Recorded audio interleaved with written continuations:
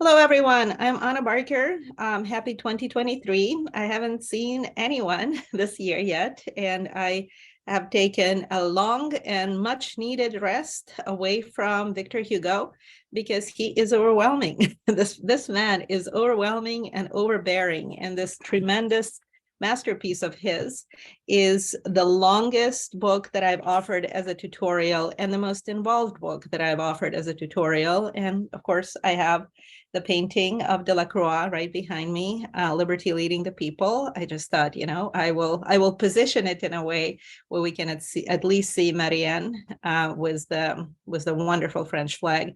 And we've talked about so many aspects of French life and French politics and French history and French art and French culture while we were discussing Victor Hugo, and we started in August of last year, primarily because this is the most French of all French books. And this Les Misérables really defines what it means to be a French person in the 19th century. And Victor Hugo posed this task in front of himself. Let's write a novel about what it means to be French. And he succeeded beyond maybe even his own wildest dreams. I cannot go into that brilliant head. And I just showed John, I still have Victor Hugo's bust glaring at me from my desk. So he's staring at me every time I talk about him. And I don't care. He's no longer with us. So I can offer my irreverent remarks about his works to my heart's content. But before we discuss volumes 4 and 5 of Les Misérables, which is no easy task, I wanted to go through pretty much the entirety of the span of history that Victor Hugo attempts to fit into his novel. And so I'll spend maybe 25, 30 minutes on this, and then we will talk about volumes 4 and 5, which will be easier to talk about once we discuss the history behind these massive, massive volumes of the novel. And then I will attempt to answer questions to the best of my ability. But let's just resume our conversation about Victor Hugo by going through some major events in French history and in his life. And many of them are, of course, reflected in the novel Les Misérables. He was born in 1802 and he died in 1885. So 4 French revolutions happened in France in the span of 100 years. And Victor Hugo was in Paris for 3 of them, which is remarkable. Victor Hugo's father was connected in many ways to the one revolution that Victor Hugo did not witness, the Revolution of 1789, the original Great French Revolution that created the First French Republic. And his name was Joseph Leopold Hugo. He was a Napoleonic general. Those of you who read The Count of Monte Cristo with me, remember Alexander Dumas' father was also a Napoleonic general, Thomas Alexander Dumas, the son of a French aristocrat and a Haitian slave woman who fought with Napoleon in many of the major battles of this period, and who went with Napoleon all the way to Egypt. Joseph Leopold Hugo was also a Napoleonic general, and he did not go to faraway regions of the Napoleonic conflict, but he stayed mostly on the continent. And that is partly the reason why when Victor Hugo was a young child, he lived in Spain for a while, because Joseph Leopold Dumas was a Napoleonic general in the service of Napoleon's older brother, who was appointed to be the King of Spain. And so Victor Hugo's relationship with Spain is very complex and very intimate because he spoke Spanish and he lived in Spain while his father was stationed there. And then his mother, Sophie, was hugely influential in Victor Hugo's life, and some of the aspects of her life, just like many of the aspects of his father's life are reflected in Les Misérables, but some of the aspects of his mother's life are reflected in Les Misérables as well. Her relationship with her husband was complicated, and complicated relationships between husbands and wives is the name of the game in both French literary biography and French literary history. Because her husband was always stationed far, far away. And because they ended up having 3 boys in 3 years, her life was focused on raising of these children. And every time she would attempt to catch up with her husband, she would realize that he has a mistress in that far-flung area of the Napoleonic Empire. And so eventually she had a love affair of her own with another Napoleonic general who happened to rise against Napoleon Bonaparte. And there was a warrant for his arrest, and she hid her lover in a convent. So do you see how the whole scene and that whole section of the novel where Jean Valjean and Cosette hide in a convent for years is derived from the biography of Victor Hugo's mother, who hid her lover in a French convent, and eventually he was found out and he was executed by the firing squad.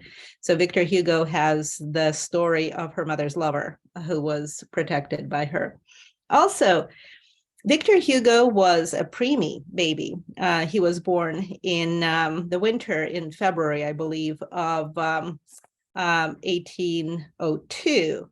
And Jean Valjean's first convict, number 24601, is weirdly and strangely and beautifully connected to Victor Hugo's life. He thought that he was conceived on the 24th of June, 1801.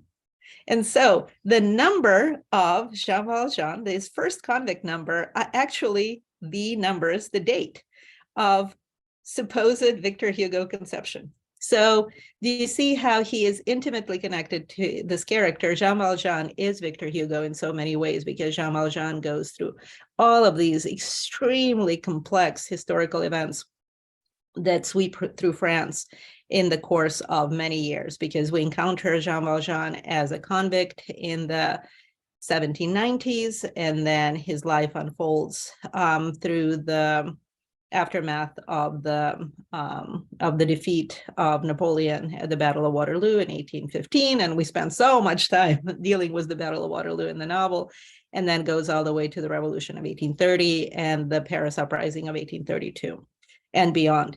And so, yes, 24th of June, 01, otherwise known as 24601, is the date that Victor Hugo thought he was conceived. All right. And where was he born? He was born in one of the most beautiful French towns I've ever visited. It's Besançon, France. It's close to the Swiss border, very mountainous region, absolutely stunning. And those of you who read Stendhal's The Red and the Black with me, you know that Besançon was the city where Julien Sorel comes to study in the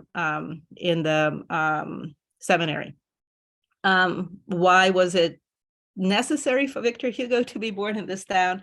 It had tremendous fortifications. It was a frontier town, and of course, it had to be defended during the many, many wars of the 7 coalitions. His father was stationed here as a French general. So beautiful town. This is the view of the River Doubs that goes through the town and kind of snakes through the town. And this is the picture I took from the citadel of Besançon, which is the most stunningly beautiful fortified town imaginable. Besançon was important since the Roman times. It's mentioned by Julius Caesar in his conquest of Gaul. And here's the Roman gate of Besançon, beautifully preserved. And here's the house where Victor Hugo was born. It is a beautiful, beautiful building, and very lovingly preserved and restored. Here is a very fanciful portrayal of the birth of Victor Hugo. There's the elegant father standing above the baby, and he was the 3rd son in the family. So the baby Victor Hugo in his cute little cradle. The house overlooks a very quiet, very serene little square in Besançon. And if I could just spend a lot of time anywhere in the world, I would want to spend a lot of time in Besançon, just roaming the streets and imagining the life of not just Victor Hugo, but many of the literary characters that end up spending time in this town. What I loved about the building where he was born is, as you are ascending the stairs to the 2nd floor, there is inscription of the titles and dates of the most important publications of Victor Hugo. So you ascend towards the glory that Victor Hugo has become in the 19th century. And it goes from Notre Dame de Paris, which was published in 1831. And here you have Les Misérables, 1862. So fabulous way to acquaint yourself with the progress of Victor Hugo as a writer. And also, as you are ascending the stairs was the titles and the dates of his most important publications. You have the most important moments of his life inscribed on the wall. And look at this: Revolution of 1830, Revolution of 1848, Revolution of 1870-71. So, and then that unspeakable year, 1851, that can never be mentioned. 51 can never be mentioned in the novel. The Corbeau tenement numbering is 50-52 because 51 is the unspeakable year. And then, of course, 55 is very important also. And I will let you know in the course of this presentation why it is so important.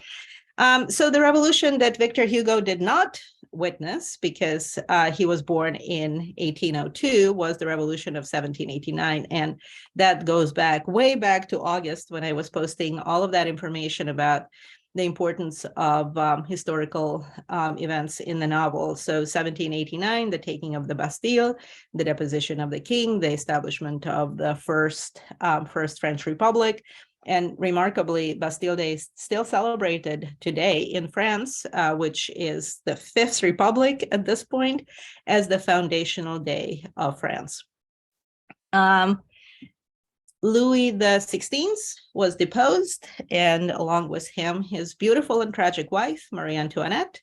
It's fascinating. She is, of course, the daughter of Maria Theresa of Austria. And the connection between France and Austria deserves probably an entire library of its own. It's a very, very complex relationship. So many of the French queens came from Austria, such as Anne of Austria, the wife of Louis XIII. So many Austrian princesses ended up in the French court, and France ended up fighting Austria many, many times in the course of many centuries. Who comes to power? Of course, Napoleon Bonaparte. And Napoleon is a huge part of this novel, even though by the time we get to the main action of the novel, he no longer is in power. After 1815, he is exiled to the island of Elba. Well, of course, first to the after his defeat at the Battle of Leipzig, 1813, he is exiled to the island of Elba in the Mediterranean, and that the whole attempt and successful escape from that island lies in the foundation of the Count of Monte Cristo. And then we have the Battle of Waterloo, 1815, and his exile to St. Helena in the Atlantic Ocean. And he is no longer present in the main section of the novel, but his spirit definitely hovers over everything that happens in Les Misérables. And of course, we have the wonderful, wonderful moment when Marius, the son of yet another Napoleonic officer, his father, Pontmercy, who discovers his father's legacy and his father's history while reading books and bulletins of the French army of the time of the Napoleonic Wars.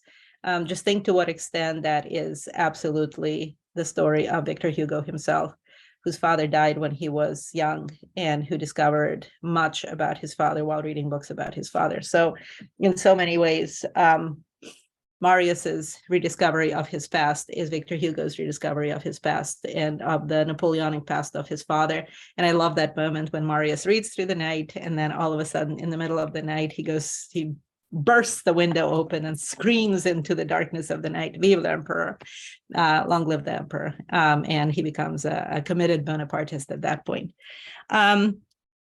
Napoleon does not start as a member of the French aristocracy, but he crowns himself emperor. And this crowning of himself as emperor in 1804 is a very important moment in French history because, of course, he becomes the first emperor of France.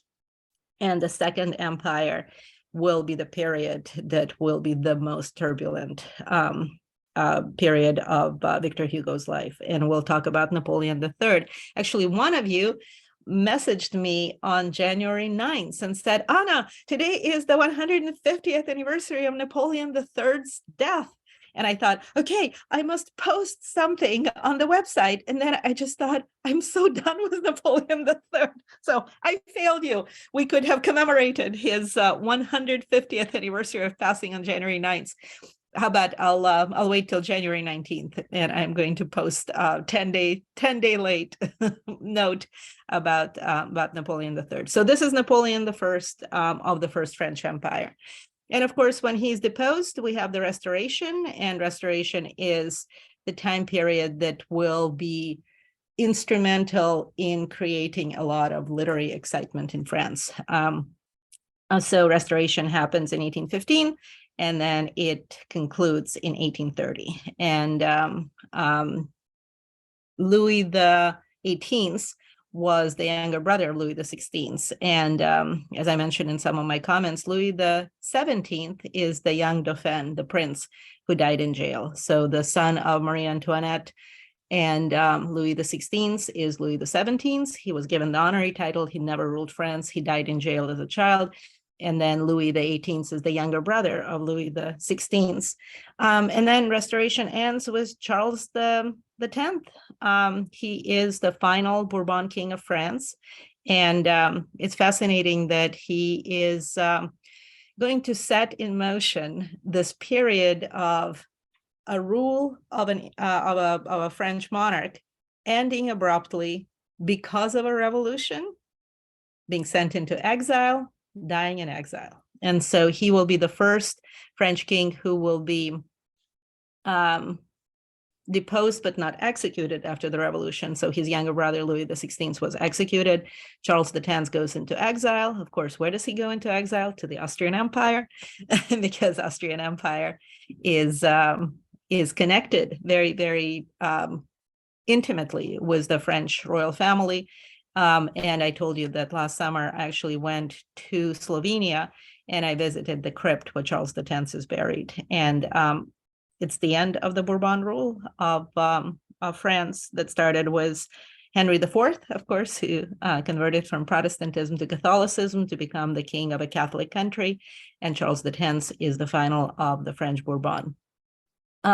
He is deposed in 1830, and here's the painting that I did not steal it from the museum. I just have it's like a very large copy of the painting. So I have it in my office still. Delacroix painting of Liberty leading the people.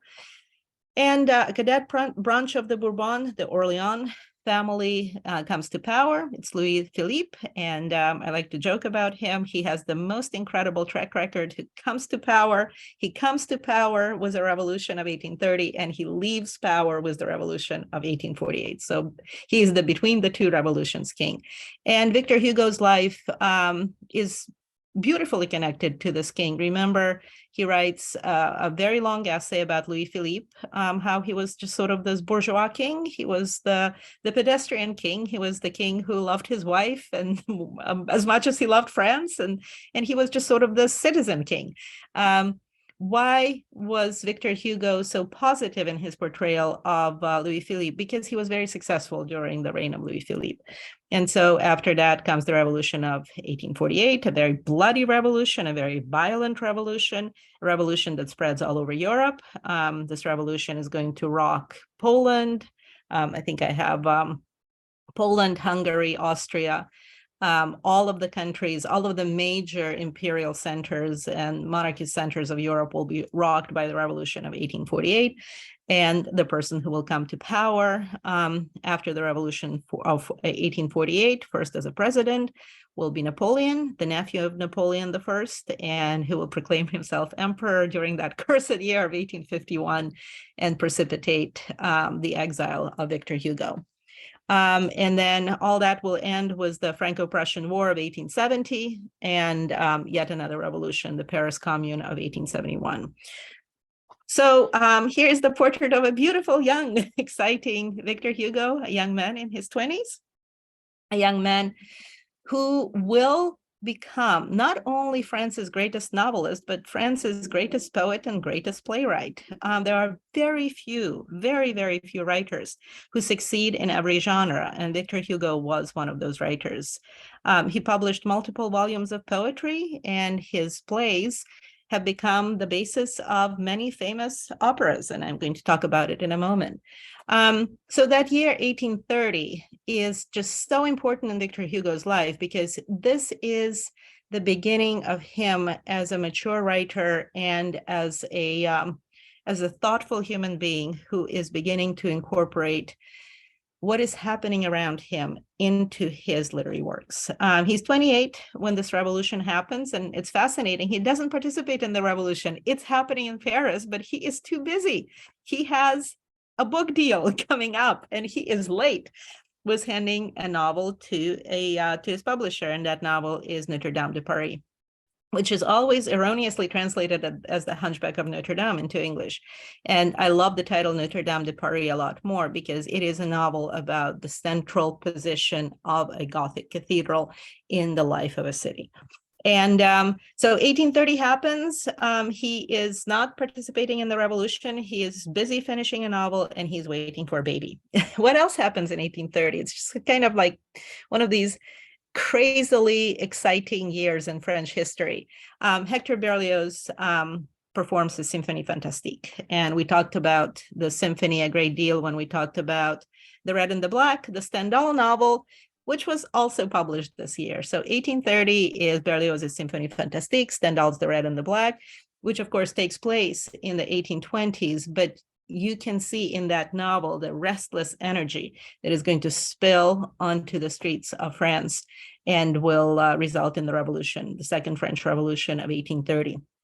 And then, of course, Giuseppe Verdi will base his opera Ernani on the play of Victor Hugo that he also published, and it was performed in 1830. And this is from the lyric opera production of Ernani, which I attended last year, and it was absolutely spectacular. And here's a beautiful scene from the Chicago production.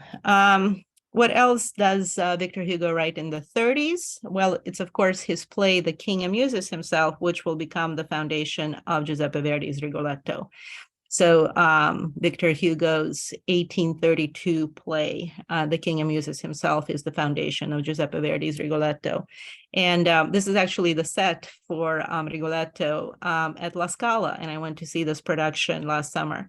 So there are so many Victor Hugo-based operas, and Anna Barker has embraced several of them in the course of last year. Victor Hugo is living in Paris. He's successful. He is having fun.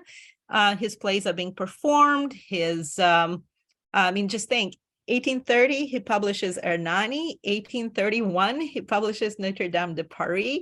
1832, his play, The King Amuses Himself, the future Rigoletto, is performed on Paris stages. So it's a remarkable period for him, a period of tremendous creativity. Also, it's the period when all of his babies are born. And this is his wife, Adele. She was a year his junior. They got married when they were both very young, in their 20s, and they had all of their babies in their 20s. Adele had 5 children with Victor Hugo, 3 boys and 2 girls.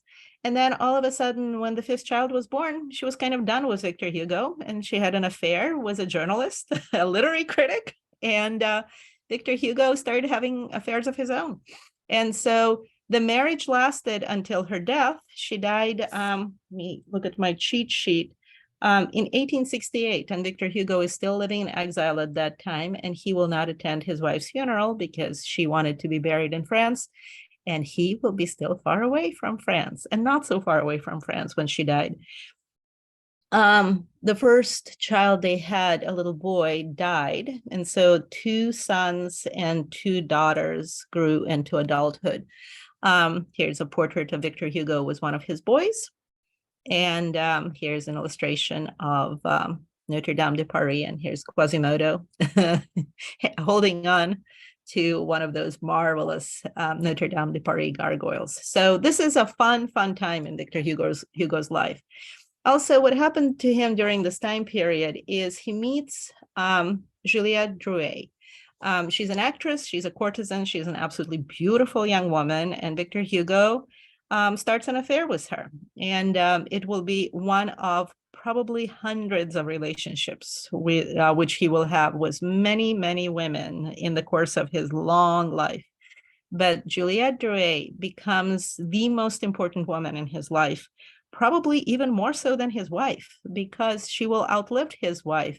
And their relationship was last through all the other love affairs of Victor Hugo for 50 years. And the first encounter, sexual encounter they had, happened on February 16th of 1834. Why is this date so incredibly important? Do you remember the marriage of Marius and Cosette? It happens on February 16th. Victor Hugo incorporates the date of not his marriage to his wife Adele, but his first sexual encounter with Juliette Drouet into the date of Marius's marriage to Cosette. And it takes place during Mardi Gras. And that's when Mardi Gras usually happens in February, just before the 40 days of fasting before Easter. And so that is the date of his first encounter with Juliette. And they celebrated that date every single year for 50 years. And so Juliette is a very unusual woman. She gives up her career as an actress. She gives up her any chance of having a personal life. And she will spend 50 years following Victor Hugo into all the exiles that he will go into. And because his wife died before his return to Paris in 1870, Juliette is going to be the one who will be his wife for another 13 years. So Victor Hugo died so the wife died in 1868, Victor Hugo died in 1885, and Juliette died in 1883. So they were together for 50 years. And then this is a wonderful drawing of Leopoldine, one of Victor Hugo's daughters. And she was the one who drowned in this fluke accident. She fell off a boat, and she was 19 years old. Her dates of life are 1824 to 1843. So once again, it's during this very productive period of Victor Hugo's life that this horrible tragedy struck him. He found out about her death from a newspaper. He was away from home. He couldn't visit her grave for months. And all of the deaths, just absolutely tragic, inexplicable, horrific deaths of young women that occur in his novels, such as the deaths of Fantine and the death of Eponine, are very much so informed by the catastrophic feeling of guilt that he felt all his life because he lost Leopoldine. He was not responsible for her death. She was a newlywed. She was on a boating outing on a river with her husband. She fell overboard. The husband jumped after her. And when their bodies were found, she was found in his embraces.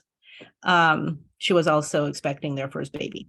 And Victor Hugo never recovered from this death. And of course, her name was Leopoldine because that was the middle name of his father. She was named after his father. Oh, Victor Hugo, what else does he do in the 30s and 40s beside experience personal triumphs and personal tragedies and writing all of these incredible books and getting published? He becomes a member of the French Academy in 1841. And it's a very, very important moment in his life. He will remain a member of the French Academy from 1841 till his death in 1885. Also in 1845, and remember, this is the rule of Louis Philippe, the Orleans king. In 1845, he will become a peer of France. And as a peer of France, he will be a member of the French government. It's fascinating. He has an affair with a married woman also that same year in 1848. That's in addition to wife, in addition to Juliette. He has an affair with a married woman whose husband wants to just kind of be rid of her. And they are discovered by authorities who were sent in by her husband. Victor Hugo escapes because he has immunity as a peer of France. The King of France, Louis Philippe, is furious because he just elevated Victor Hugo to a peerage, and here he is getting embroiled in sexual scandals. And the woman, the married woman with whom he was involved, ends up spending 2 months in jail and then 6 months in a convent, because it was a criminal affair to be caught in adultery while you're married. And the fascinating thing is, after she was released from the convent, Victor Hugo's wife invited her over for tea. You can just imagine the conversation of these two women. I love it. The most interesting thing about these women is both Juliette and Leonie were raised in convents. Victor Hugo was shameless about exploiting the knowledge of people in his life. He asked both of these women to write very detailed accounts of what it was like to be raised in a convent. He used that information in his long, long passage in Les Misérables on how convent life and convent education was conducted in France. So his lovers provided him with information that was very detailed and very intimate and very intricate of life of women in convents. Oh, Victor Hugo, where does he live during this time period? The most beautiful place in Paris. It's a museum still today, and I visited this place. It's stunning. It is so overwrought. His decoration style is beyond complex. It is just the detail, the color, the texture, everything is just so incredibly complicated. This is the Japanese salon, or the Japanese Chinese salon in his apartment. Another view of it. View of your beautiful square right in front of his apartment. This is the dining room, very Victorian, right? It's definitely the Victorian period in England, and this very, very elaborate dining room. And then a salon. There are examples of his writing, a cast of his hand.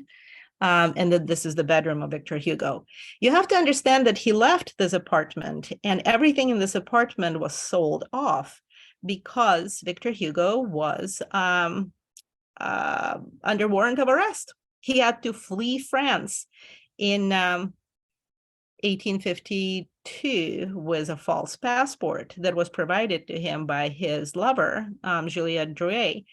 And all of the items that were in this place were sold at auction. How do we know what was in this apartment? A lot of his friends came and purchased items that belonged to Victor Hugo.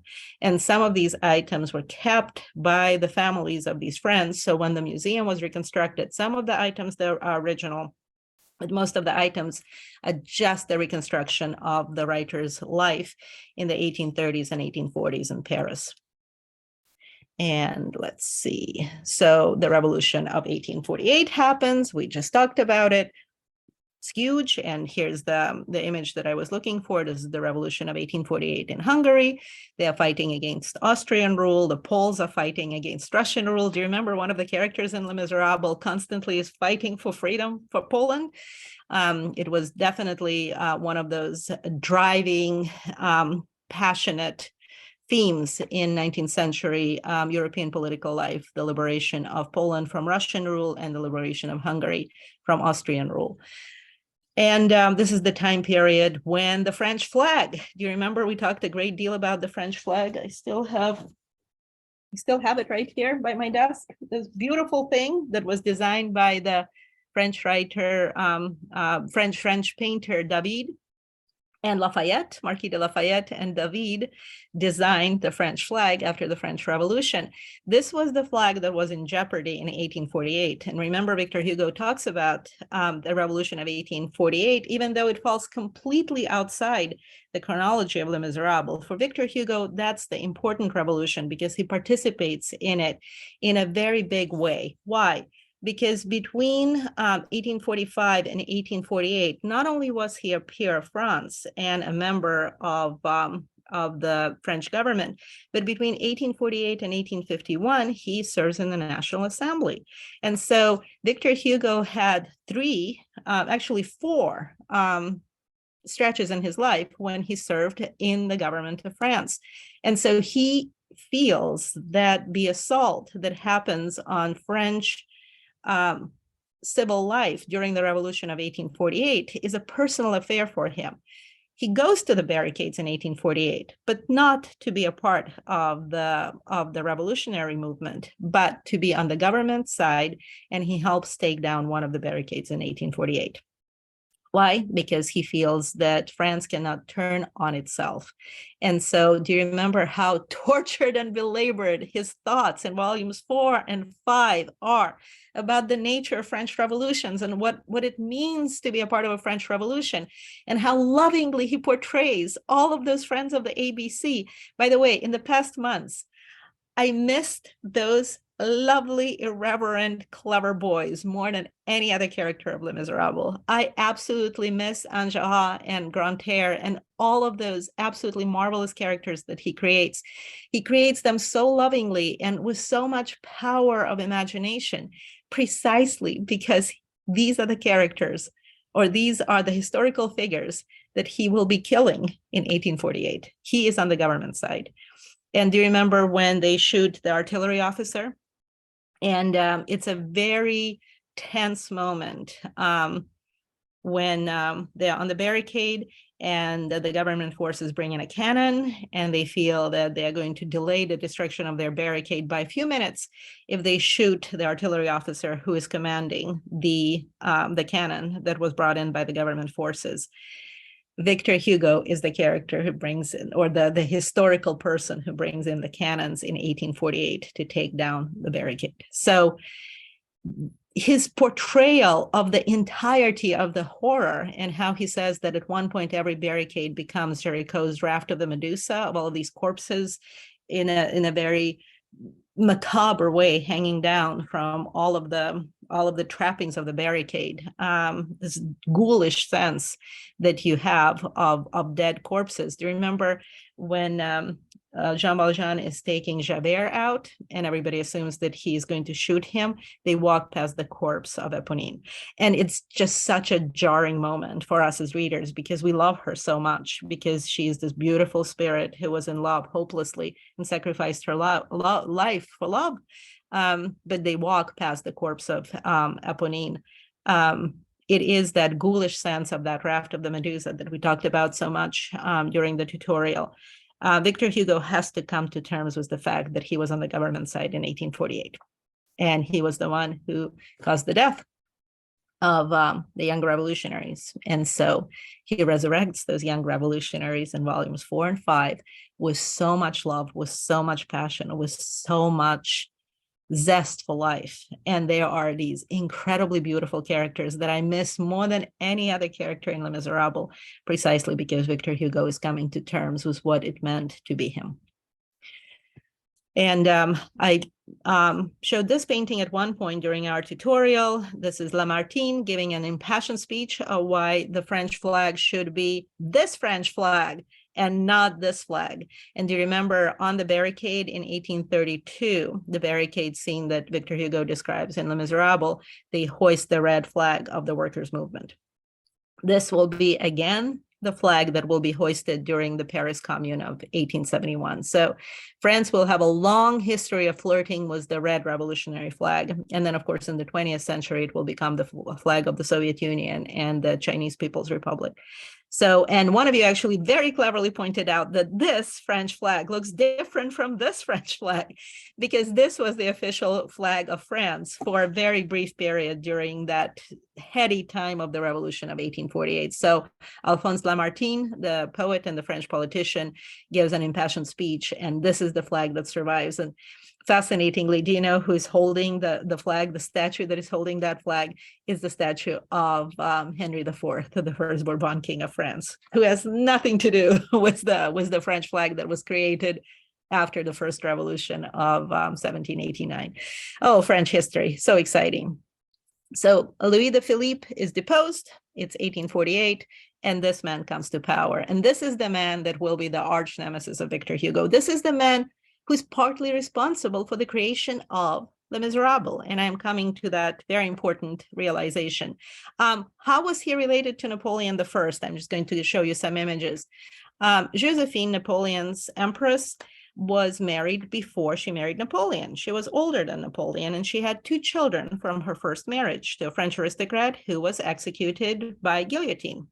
Josephine was supposed to be executed as well. Her actual first married name was Rose de Beauharnais, and Napoleon preferred the very aristocratic Josephine.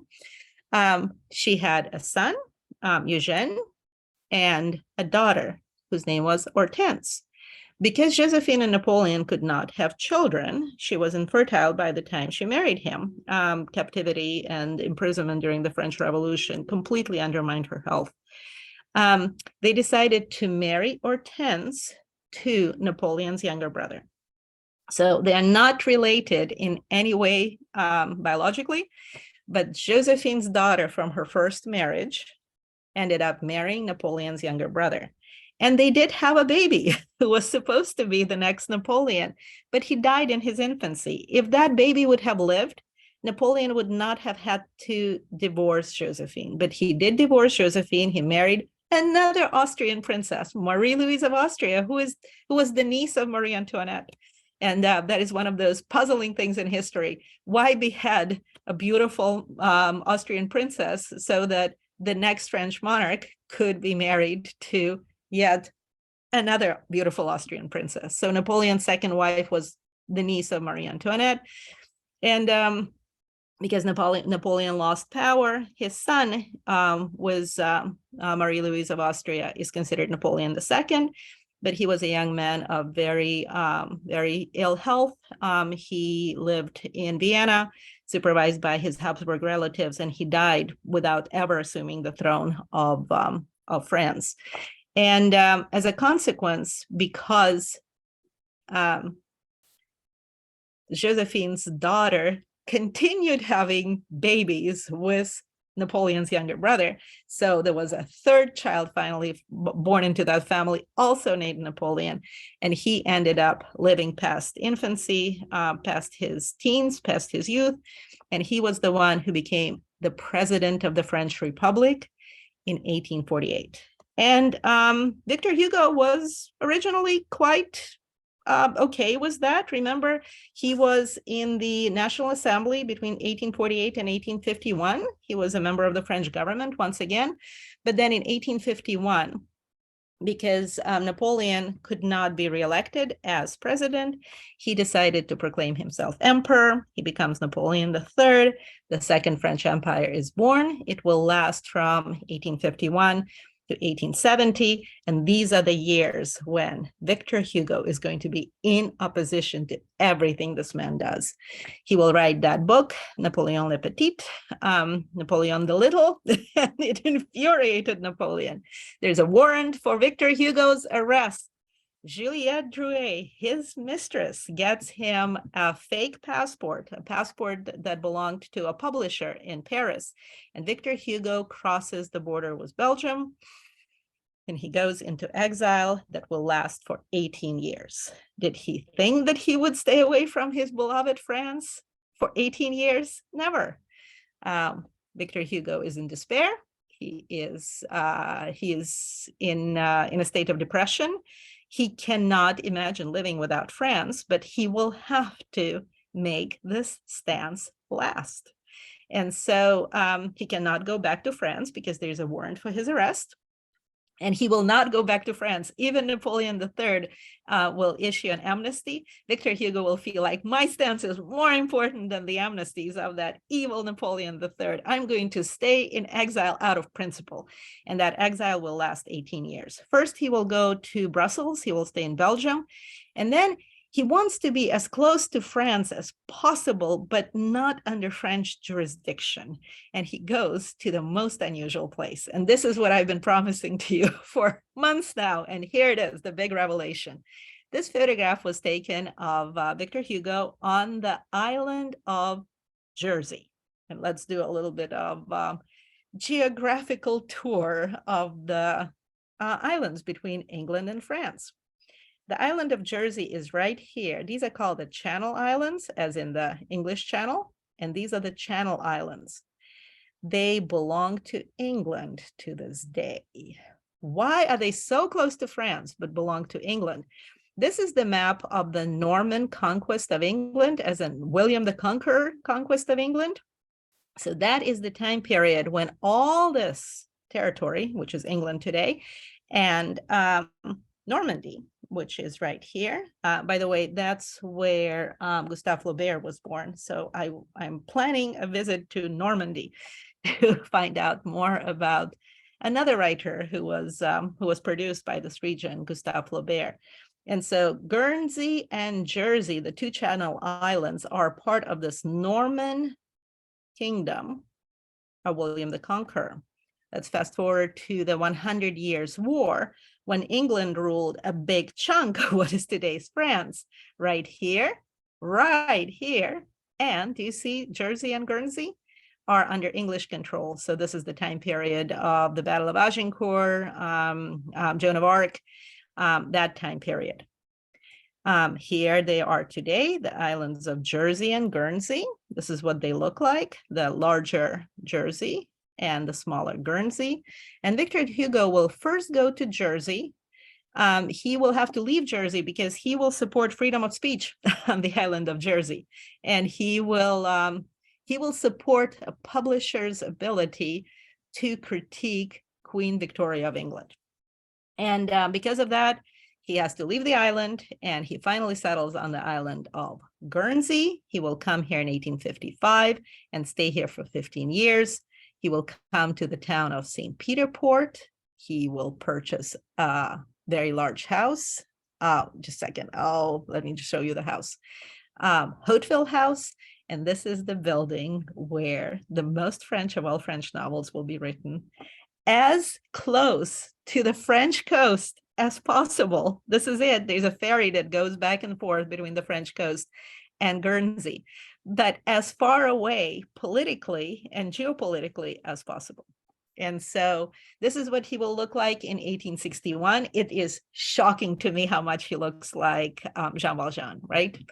And we finally get the beard that we associate with Victor Hugo. The beard comes in the late 50s. And this is where he will write his masterpiece, Les Misérables, which he actually started in the 30s and 40s, but he never quite conceptualized just the massive nature of this novel until he ended up on the island of Jersey. And so here he is, and it's 1855, 1856, 1857, 1858. And Napoleon III is still in charge of France. And Victor Hugo made a political stance, a moral stance, that he will not go back to France as long as the usurper is in charge of France. Victor Hugo is older than Napoleon III.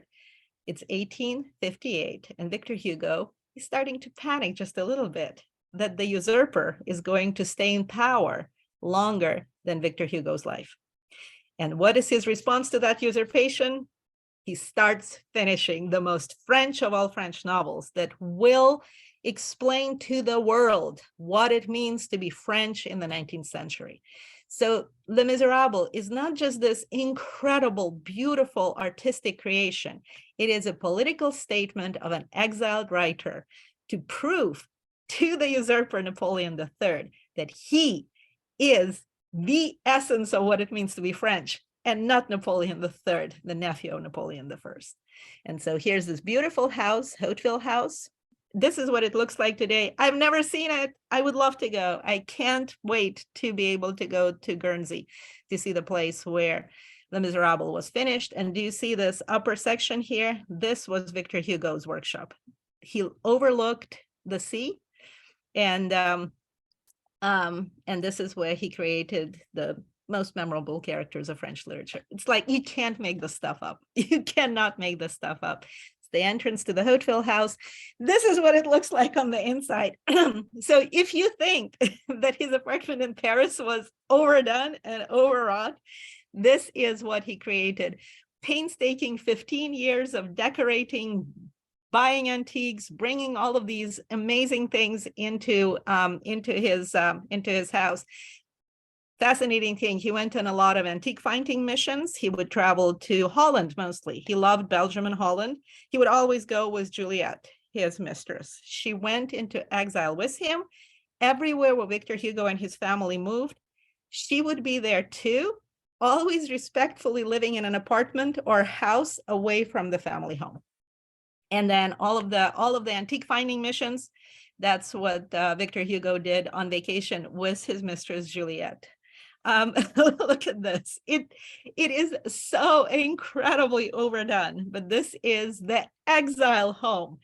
So as far as exile homes go, I totally vote for it. This is as untypical of exile can possibly be. And one more, absolutely. And you see the beautiful tapestries that he purchased.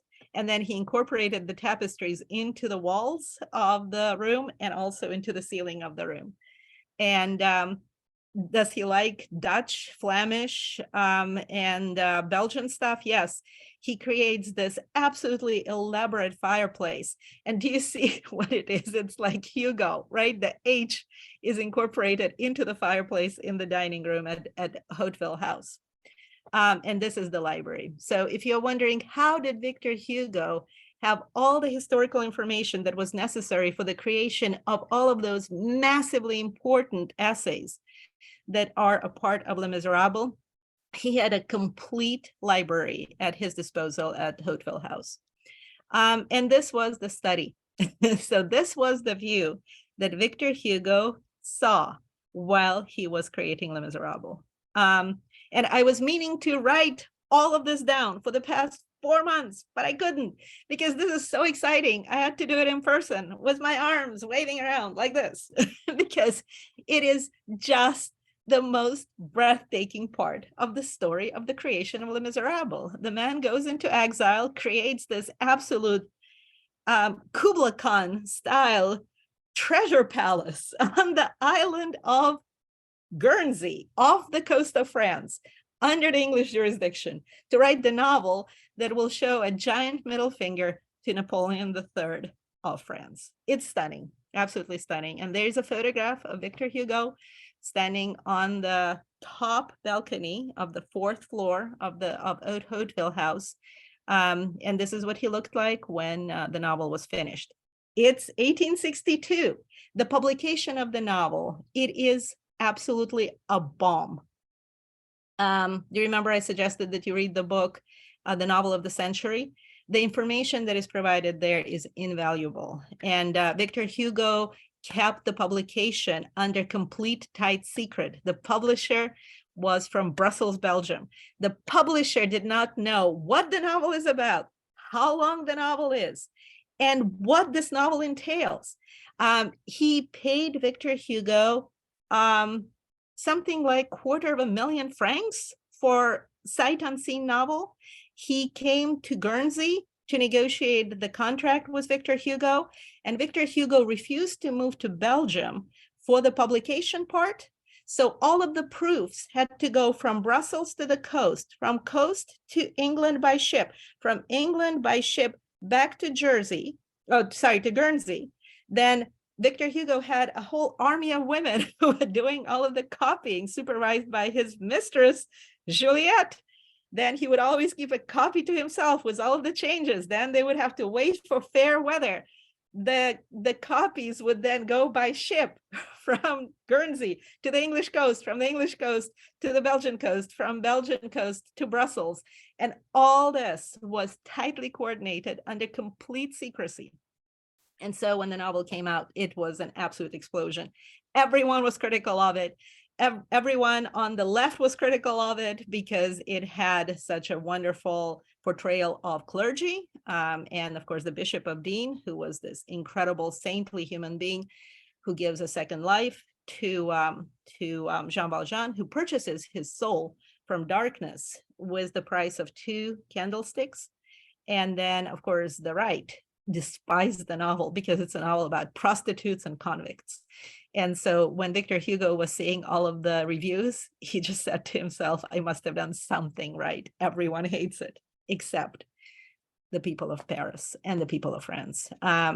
They created all of these book clubs where people who could read would read the novel out loud to people who were literate. People in France would learn how to read because they wanted to be able to read Les Miserables on their own. It becomes the people's novel. Why didn't Napoleon III stop the publication of this? Because he knew that he would have a revolution on his hands if the publication of Les Miserables would be prohibited. And so I've been talking way too long. I did not anticipate this PowerPoint to last this long, but I wanted to give you this incredible history of why this novel matters so much and why it is a novel that sometimes is a little scoffed at by the Academy, because the Academy is in the same position as all of those critics. It's fascinating. Even people like Flaubert and Alexandre Dumas were critical of Les Miserables when it was published. But Victor Hugo found his audience, and his audience were the people of France, to whom he gave precisely what he wanted to give to the people of France: a complete history of what it means to be French in the 19th century. And the people of France responded with absolute love and adoration. So that's the story of the publication of Les Miserables and why that novel matters so much, more so than any other French novel. And let me just see what else I have to say. And yes, what about this guy? So remember, it's 1862. Victor Hugo has been in exile for 10 years. It'll be 8 more years of him basking in the glory of the publication of Les Miserables and not setting foot in France. And then finally, in 1870, Napoleon III makes a terrible miscalculation. He starts a war with Prussia, and the Franco-Prussian War of 1870 is disastrous for France. I think here's the image of it. How does it end? With Bismarck proclaiming the birth of the German Empire in Versailles. On the battlefield of Franco-Prussian War, Napoleon III is captured by the Prussians. It sounds like a novel, right? Once again, you can't make this stuff up. Can you imagine the joy and jubilation in Hauteville House in St. Peter Port, Guernsey, when they find out that Napoleon III was captured by the Prussians on the battlefield? Victor Hugo immediately packs his suitcase and goes to Paris. What is happening in Paris? Paris is bombarded by Prussian guns. Paris is under siege from the Prussian army. Victor Hugo is so terrified of dying that he actually writes a letter to his children, and he says, please consider Juliette my widow if I am killed during the siege of Paris. In 1870, the siege of Paris was so catastrophic that the Parisians ate the animals out of the Paris zoo because there was mass starvation in Paris. And finally, France lost the war to Prussia. The German Empire is proclaimed in Versailles by Bismarck, and the French respond in the most French way of all. They have another revolution. And so this is the Paris Commune of 1871, and Victor Hugo feels that both sides are committing atrocities against each other. And when the communards of the Paris Commune were being executed and when they were being hunted down by the government, he hid some of them and he helped some of them escape to Belgium. So once again, he is back in Paris, massive, huge, loud, boisterous, and full of that protean energy that represents Victor Hugo. And guess what? In 1871, he is elected one more time to the National Assembly after the Paris Commune. And then between 1876 and 1882, he is a senator for France. So this man has done everything. He has served 4 governments. He has been in the Chamber of Peers, in the National Assembly twice, and in the French Senate at the end of his life. And it's amazing because the French Senate today is housed in the Luxembourg Palace, which is right next to the Luxembourg Gardens. It's inside the Luxembourg Gardens where the beautiful Cosette meets the lovely Marius. So Stunning, stunning, stunning. All right, Victor Hugo, his funeral, he was the conscience of France that died in 1885. And of course, there was no conversation about where to bury this incredible lion of France. He was buried in the Pantheon, the holiest shrine of the French Republic. And beautiful subterranean section. And it's amazing because his neighbor in his crypt today is Alexander Dumas, who was reburied at the Pantheon in 2002 during the commemorations of the 200th anniversary of his birth. Until then, he rested with his parents. And those of you who read The Count of Monte Cristo with me, I actually traveled to the town, Villers-Cotterêts, where he lived with his parents and where he was buried with his parents till 2002. So Victor Hugo was buried in the crypt first, and then Alexander Dumas joined him about 20 years ago. And this is what the crypt looks like today. So this is Victor Hugo, this is Alexander Dumas, and the third person is Émile Zola, another wonderful French writer. So this is the holiest of holy of French literature. Can you imagine the fun these ghosts are having every night after the tourists leave and leave them alone? And here it is. So I'm just going to leave this PowerPoint, and I'll stop share on the image of the Pantheon. I'm so sorry I went on so long, but I really just wanted to explain to you where this novel fits in the 19th century. And the reason why I needed to explain to you that that's exactly what Victor Hugo meant by his novel. And so now you understand fully why the Friends of the ABC and the entire barricade scene that lasts for 2 volumes, why all of these characters and the barricade scene are so important for Victor Hugo. In so many ways, he's coming to terms with his role in the Revolution of 1848, and he moves the action to this inconsequential uprising in 1832 to allow him to create a narrative that does not clash too much with the much more historical narratives of 1830 and 1848. And so now we understand why the barricade scene is so important. And then I wrote a great deal about Jean Valjean carrying the body of Marius through the sewers of Paris, and how, I mean, Victor Hugo I think he surpasses himself there, because he brings this novel into the pantheon of the greatest books of the Western literary tradition, from the Odyssey, because Odysseus has to go into the underworld to find out about what the next step in his life should be.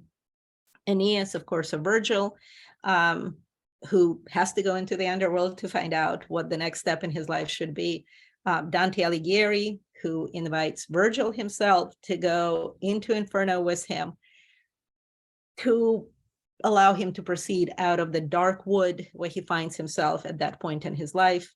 And writers like Goethe, who was actually Victor Hugo's contemporary, who writes the ingenious Faust, and of course Milton, who lived during a revolutionary time in England, who creates his character of Satan, who is so influential in European literature after the publication of Paradise Lost.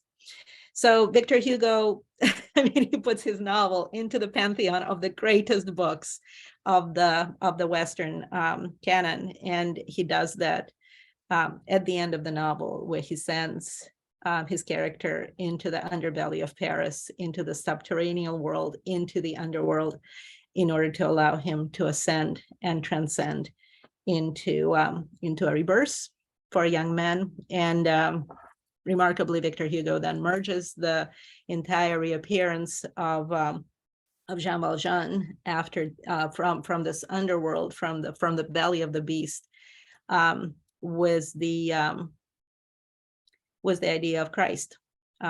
He becomes this Christ-like figure who is willing to sacrifice himself and to give his life for the sake of another life. And with the advent of that life, his life is over, because without Cosette, his life is completely meaningless. He feels that his redemption, that the redemption that the Bishop of Digne set him up for, was the redemption of this innocent child. And that moment when Victor Hugo describes the electric shock that Cosette and Jean Valjean feel when he touches her hand, when he meets her in the dark wood. And it's fascinating. It goes back to that dark wood of Dante Alighieri, the dark wood out of which he leads this innocent child. And so many of you actually pointed out how very much though Cosette is almost a character from fairy tales. And she is very much though a character from fairy tales. You know, she's little Hansel and Gretel lost in the woods. She's the little child who is meandering in the darkness of this wood. But for Jean Valjean, he is in the darkness of his own life. He is the Dante who is attempting to merge himself, to lead himself out of the dark wood of this moment in his life, and the child that he leads out of his own darkness into redemption becomes this darling little Cosette. I love the description of Cosette. She doesn't grow up to be just a lovely woman. She grows up to be a lovely Parisian woman. And so Victor Hugo has so much fun describing the grown Cosette and about how charming and coquettish and elegant and vivacious she is. She's the essence of the spirit of the French woman. He creates the perfect French woman. And he creates this boy for her, this lovely Marius, who is flawed to a fault. He is just such a romantic character. He is the young man who is always making the worst mistake of his life. He separated her from his father, and then he separates Cosette from her father. And so many of you asked that question. How is this possible? Marius knows the catastrophic effect that this forced separation from his father had on him. Why is he forcing the separation onto Cosette? And how can Cosette tolerate this? And Victor Hugo is so incredibly generous about describing the selfishness of young love. He knows that young people are selfish. He knows that young people sometimes don't care. And he doesn't fault them for that. I mean, that's the absolute stunning wisdom of Victor Hugo. And that's where Tolstoy is going to pick this up, when he's going to create these young characters in like War and Peace, you know, all of the Natashas and Nikolais of this world that are behaving so abominably, knowing full well that they are hurting the adults that love them, that have guardianship over them, but they are hurting them not because they are mean, but because they are young, because young people do not have the perspective and this incredible wisdom that comes with age, living, suffering, and knowing that you cannot undo your mistakes, but you learn how to live with them. And that's the essence of wisdom. And Victor Hugo's portrayal of the love and the happiness of Marius and Cosette and all of that idyll of Rue Plumet, when, oh, that is so beautifully described. Oh, I'm just going to start weeping, you know, when just her dress brushing his knee and him just wanting to kiss the hem of that dress and him not daring to touch her hand. And then all of a sudden he says, their lips met. Why? Nobody knows. Why do boy and girl's lip meet every once in a while? We have no idea. It just happened. I mean, it is just so beautiful. Victor Hugo he's having fun. Oh my gosh, he's having so much fun. And he's having fun with the friends of the ABC. I mean, the execution of the two friends, where he says, was your permission? And then he stands next to Angera and the shot happens. I mean, it's you know, it's the crucifixion of young life. It's the death of all of those young heroes that die way too young in the prime of their life. You know, the death of people like Achilles. He's young, he's beautiful, he is passionate, he is adored by everyone, and then he meets his death in his youth. Or the death of Adonis, the beautiful Greek youth who dies at the prime of his life. So Victor Hugo, once again, is going back to the Greek tradition of the most beautiful young man, of the young man who has tremendous physical appeal that can happen only in the prime of youth and the sacrifice of that youth. The death of the young revolutionaries on that barricade is the death of Achilles, it's the death of Adonis, of those gorgeous Greek mythological boys who are irreparably lost. And that loss is catastrophic. And it's fascinating that, speaking of Lord Byron and cute boys who died at the prime of life, I'll tell you a little secret about his death. He dies, freeing Greece from Ottoman rule at the age of 37. And when Victor Hugo, no, not Victor Hugo, sorry, when Goethe found out that Lord Byron actually did it, he did that thing that mattered for all European intellectuals, the liberty of Greece, and he actually went ahead and went to fight for Greece's liberation, and he died.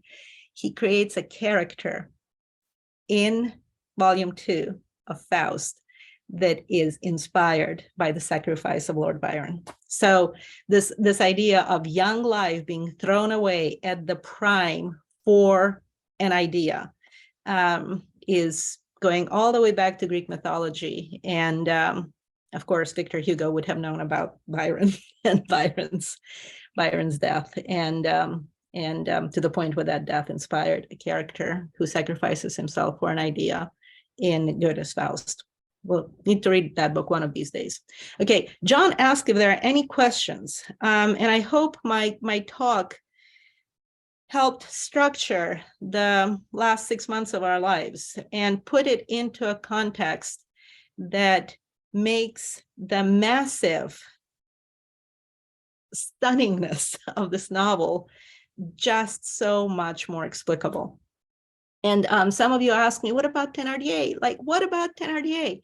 He is such a scumbag. He's just such a despicable character, but he always makes the positive occur in the novel. He's, he's a camp follower in 1815, right? He's just stealing watches and wallets from corpses on the battlefield, but inadvertently saves Marius's dad's life. He's torturing Jean Valjean, but inadvertently that brings Cosette back into Marius's life. He is being absolutely despicable at the end of the novel. He comes begging for money, and Marius says, no way. And he says, but I'm going to tell you something, that, father-in-law of yours, he is a scumbag. He, while the revolution was happening, he was making some little shady business on the side. He was murdering people and dragging them into the sewers. And look, here's a piece of cloth that I tore off his victim's coat. And Marius is all of a sudden saying, I'm an idiot. Like, I will never be able to unlive this. This is the man who gives me my life. He is my father. It's amazing to what extent Marius is denied the presence of his father, Colonel Pontmercy, all through his childhood. And then he rejects inadvertently his second father, because without Jean Valjean dragging him off of the barricade and dragging him through the sewers and dragging him into the light and bringing him to Gilles Lemont's house, Marius would not have lived. And he was between life and death for weeks. I mean, it's amazing. He's not arrested because the statute of limitations for French outrage expires while Marius is hanging between life and death. And Jean Valjean is his second father. He is the person who gives him his life back. And Marius just realizes, God, I'm such an idiot. He grabs Cosette and they run, and it's too late. But too late becomes enough for Jean Valjean to have this beautiful completion of his life. What a novel. Any questions? Please ask a question. But while you're thinking, the evil of Thénardier is that necessary evil that brings about good. And I actually quoted Goethe and his Faust. I love that book so much, where when Mephistopheles meets Faust for the first time and Faust asks him, who are you? And Mephistopheles' response was this enigmatic phrase, I am the power that engenders evil but causes good. We can say that about Thénardier. He is the power that engenders evil but causes good every step of the way. And without Thénardier, Cosette wouldn't have lived. Remember, without Thénardier, Colonel Pontmercy would not have probably survived. Without Thénardier, Cosette wouldn't have lived. I mean, terrible as they were as foster parents, but she is alive at the moment when she's redeemed by Jean Valjean. Without Thénardier, Marius and Cosette would not have been reunited, and Marius would have probably starved to death, sick and madly in love with a girl whom he met in a park. And so he's at the end of his tether, and all of a sudden, it's her. She appears. She's there, and without Thénardier, that awful scumbag, Marius never would have found out who caused his bliss.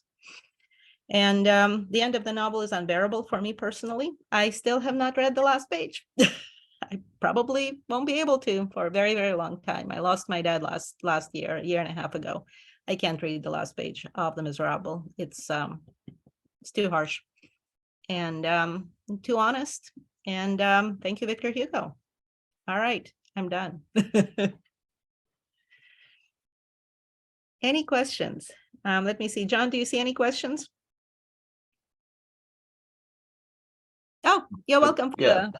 I will always call these the wonderfully illustrated wrap-up. Okay, like I'm going to start specializing in wonderfully illustrated wrap-ups. Well, and there was a note here from Barbara. It says, I don't think you've mentioned Hugo's second daughter, who was, I think, also called Adele. A quasi-fictional movie was made about her. Yes. She had schizophrenia. She was madly in love with a man who didn't love her, and her mental health precipitated towards a catastrophic decline. Remarkably, she lived into the 20th century. I think she died during World War I, but she died in a mental institution. And that is another sad fact about Adele Jr.'s life. There's a movie made about her. Could somebody look up the movie that is made about Adele Hugo's life? I can't remember the director or the film title, but that is something that we should all look into. And perhaps, yes, The Story of Adele H. Thank you. The Story of Adele Hugo. I will probably look that novel up sometime. That film up sometime. Fascinating thing is his older brother, one of his brothers, was also in love with Adele Sr., his future wife. And when she chose Victor, his brother ended up in a mental breakdown. So there's a history of mental breakdown in the family, and it always is precipitated by tremendous emotional turmoil that is associated with love. So Victor Hugo's brother had a mental breakdown and had to be institutionalized after Adele chose Victor Hugo. And a very similar story happened to Adele Jr. By Truffaut. Yes, thank you. The Story of Adele H by Truffaut. Let's all watch it together separately. Very good. And one of you actually posted an article about Victor Hugo's monument being defaced.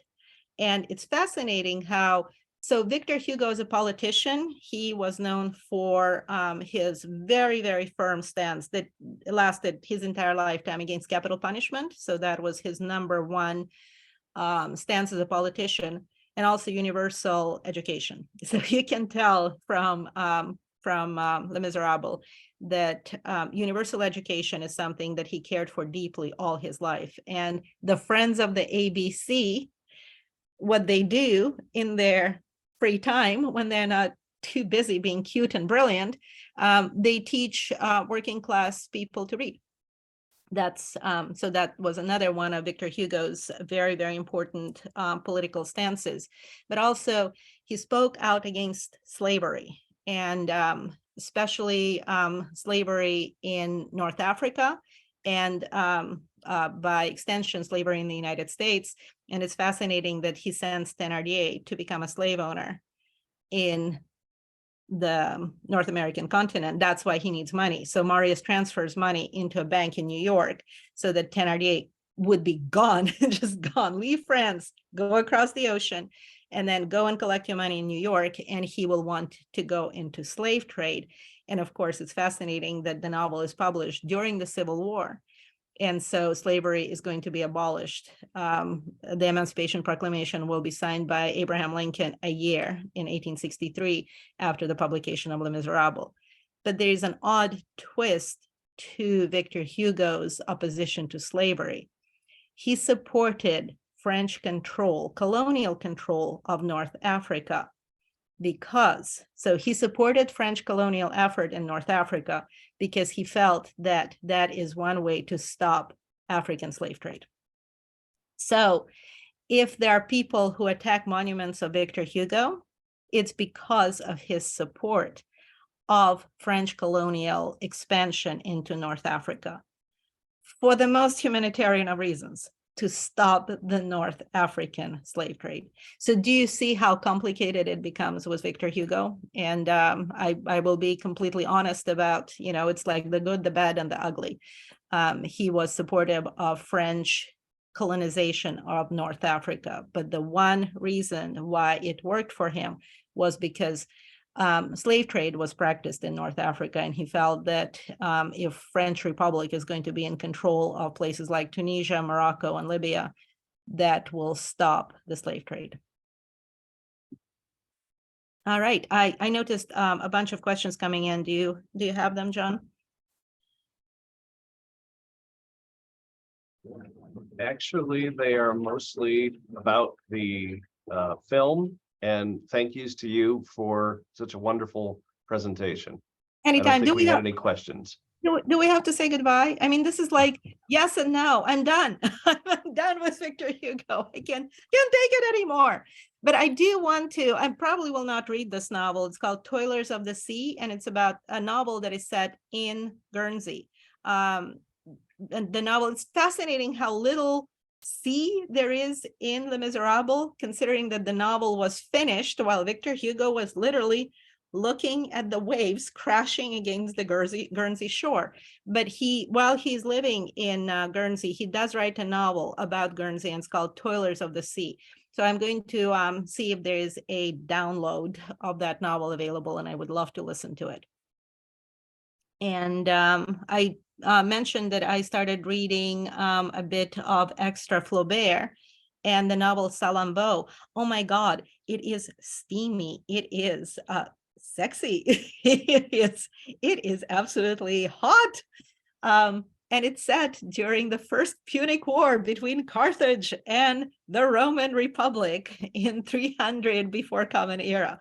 So it's amazing. And the reason why Gustave Flaubert had to run away into that historical period and so far away from the French shores is that he was put on trial after the publication of Madame Bovary. So we are headed into some disreputable and morally dubious territory this year. So here is Madame Bovary. It's a very short novel. It's like super short. I mean, like compare this to this. So March, and we'll be done with that. Then in April, I'm going to finish my University of Iowa semester. And then this is the complete works of Lord Byron. And this is poetry. I am going to make you suffer for beauty. And we're going to start with Don Juan and was the Childe Harold's Pilgrimage. It has 4 cantos, and it's a lot of oh thous and 4 ofts. And then so we'll do that in May, and then we'll read shorter Lord Byron in June. I want to read his dramas Cain and some of the shorter lyric poetry, Cain and Manfred, and shorter lyric poetry. And then Don Juan is so long. I think it's 500 pages of poetry. And you're going to love it because he puts the story of Don Giovanni or Don Juan on its head. It's not that he's after women. It's that women are after him all the time. And we're going to travel to Spain and to Greece and to Ottoman Turkey, and we're going to run over to the Russians as they're fighting the Turks on the north shore of the Black Sea. We're going to be all over Europe. Thank you so much for providing the beautiful map of all of the locations for Les Miserables. I absolutely love it. So those of you who are interested in locations, Don Giovanni or Don Juan or Don Juan of Lord Byron will take us all over Europe. And so will Childe Harold. And so we'll just be traveling with Don Juan all over Europe, all of July and August. And it's unfinished because Lord Byron died so young. He never finished that poem, but we're going to read all of it and we're going to absolutely love it. And it is just so delightfully sexy. And so then after that, Anna Karenina. And it's much shorter than War and Peace, but it's still a tome. It's a tome. And then and after that we'll do some more Dostoevsky. So I still have it in me. Let's keep having fun. And Dostoevsky is a lot to handle, so we'll spruce it up by other books that inspired Dostoevsky. And then remember, we are getting ready for 2028, the 200th anniversary of Tolstoy's birth. So I am getting ready for that. Thank you so much for listening, for reading. I will try to maybe post all this so that I would have the sense of completion at some point in the next months. And remember, I still haven't posted the last note for the Count of Monte Cristo. I can't let go of summer. I can't let go of sunny Mediterranean beaches. I can't let go of Marseille. I can't let go of summer break. So I still owe all of the readers of the Count of Monte Cristo one final summation. And the one thing that I did not talk about at all, pretty much, when I was talking about Les Miserables, was the fact that women have such a tremendous prominence in this novel, including financially. So I will try to write a note on women and finances in Les Miserables at some point, because remember, Marius is expecting a large legacy, not from his grandfather, but from his aunt, who inherited that money from her mother. So the mother, the wife of Gillemont that had the aunt with him, bequeathed her money to her daughter, and the daughter then bequeaths the money to Marius, because Cosette is wealthy, and Cosette brings the money into that family. So one of those fascinating things that I did not have time to comment on, but the notion of women and financial independence in France in mid-19th century. So many other topics to discuss, but we will have to just say goodbye at this point. Thank you so much. I will write a few more things on this, and then tons of opera in January and February, and then let's start talking about Gustave Flaubert. Cheers. Thank you. Bye-bye.